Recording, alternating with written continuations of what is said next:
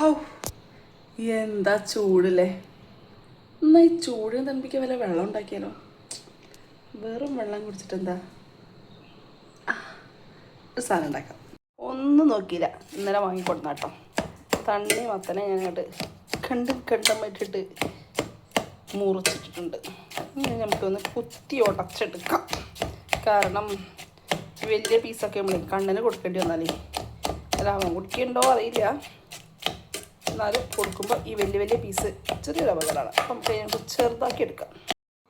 ഇടയ്ക്ക് ഇങ്ങനെ ടേസ്റ്റ് ചെയ്ത് നോക്കും ചെയ്യട്ടാ. മധുരടാം, എന്നാലും കുറച്ച് മധുരടാം.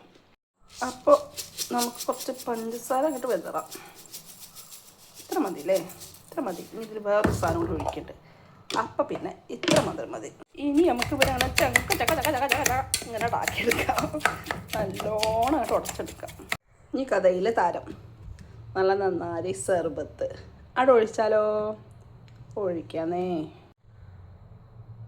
കുട്ടീനായിട്ട് ഒഴിക്കാനൊക്കെ വരുന്നുണ്ട്. പക്ഷേ അങ്ങോട്ട് ഒഴിച്ചാലേക്ക് നാളെ വെള്ളം കലക്കി കുടിക്കാൻ വേറെ വാങ്ങേണ്ടി വരും.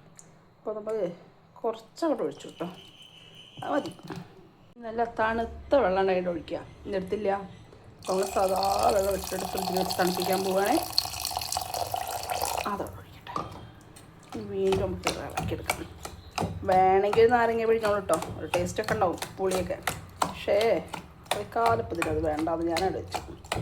ഒന്നുണ്ടാക്കി വയ്ക്കും. കുറച്ച് ഐസും കട്ടൊക്കെ ഇട്ടിട്ടേ അങ്ങോട്ട് വെച്ച് കഴിച്ചാലുണ്ടല്ലോ മോനെ.